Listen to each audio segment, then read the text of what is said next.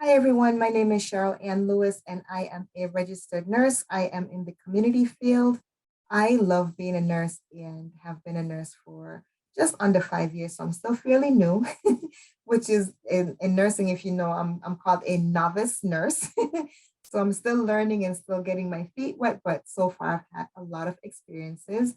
I'm originally from Jamaica and migrated to the US over 25 years ago and chose nursing as a career path. My mom has been a certified medical assistant for most of my adult life and even some of my younger life. And so, watching her and seeing all the good that she has done with all her patients, and even on days when things didn't go so well, just seeing how rewarded she felt and hearing her stories of caring and passion made me decide to be a nurse. I also think nursing is in my DNA. I have one sister who is already a nurse, another one who's in school. So now we're three sisters strong nurses. And, it's just part of, it's like really, really in my DNA. I can't even explain it any further, but nursing has been a great career for me so far. I absolutely love it. There are days when it's a lot, and there are days when it's not enough that I can do. Either way, I've just been enjoying every moment of it and looking forward to more. It has been challenging being a Black or African American nurse in this current climate that we're in. There are days when discrimination is totally felt. You can cut it with a knife, and there are days when things are swept under the rug. I've come to learn how to pick my battles and decide, hey, maybe that comment is not worth my time and energy right now. Or maybe that comment really is worth me digging a little further and getting to the bottom of that, right? So some things are easier said than done. Some things I leave to the side, and others, if I need to escalate it, I will do that because at the end of the day, I earned my degree and I'm competent in what I'm doing. So I believe that I should be treated as such. And, some battles are worth fighting and some are not. And on those days, I'd rather give my patients good energy. So if I can, avoid it, or if I choose not to respond to certain things, I just find a way to channel that differently and not have it ruin my day, and just know and be confident in who I am and know what I bring to the table and know my worth.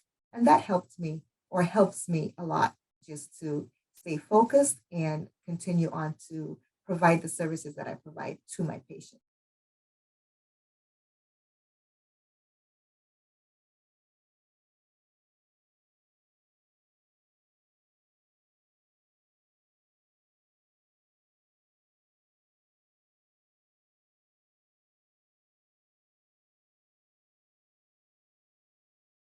So I have seen instances where my colleagues have experienced some form or another of discrimination, whether it was a snide comment or maybe they were not perceived as the person that they are and they were not addressed as such.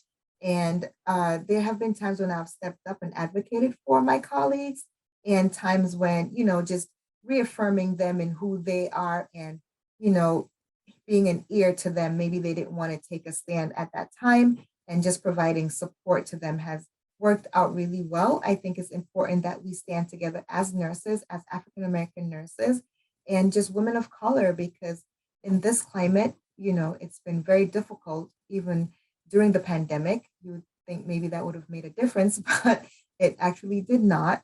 And so, just having support around each other has been great for us.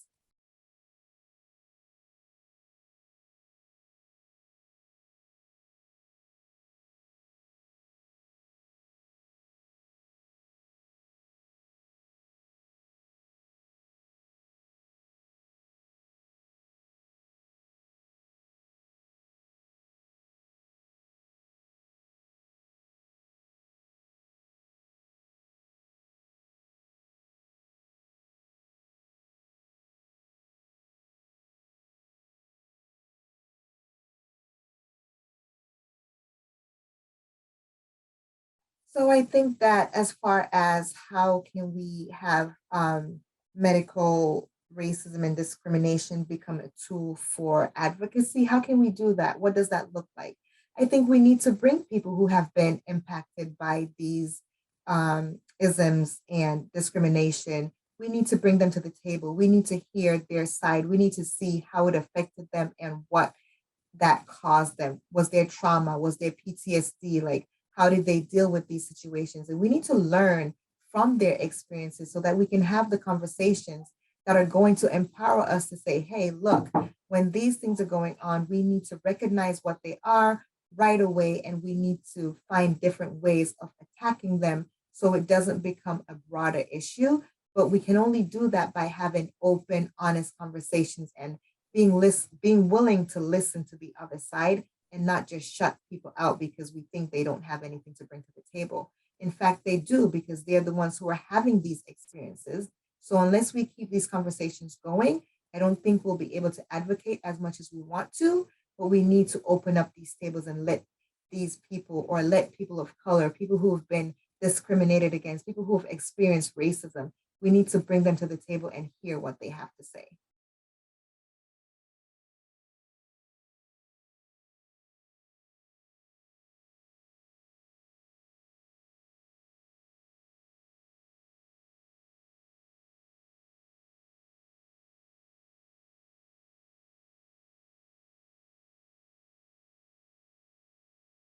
So I think that communities of color have been negatively impacted by COVID.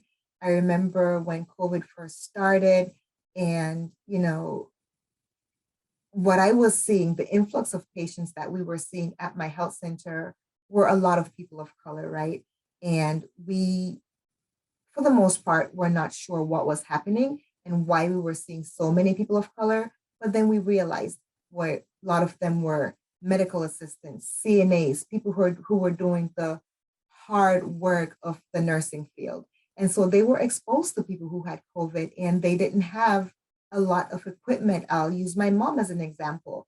My mom caught COVID from where she worked. And part of the reason was she was caring for COVID patients without proper PPEs. And I remember it was heartbreaking for me because I would say to her, hey, mom, why aren't you wearing your gowns and stuff? And she was basically like, we don't have the equipment available. So it negatively impacted our working community in that way. And then that came home because parents, employees, moms, dads who were working in our communities, they had to go to work. And so they brought that home to their children, to their spouses, and other family members. And so that was hard for us to see in our community. And then at the first, when it first started coming out with testing and availability of resources, our communities did not get that off the bat. And I found it where we were even seeing other races before my own people of color in my community. And that was quite troubling for me.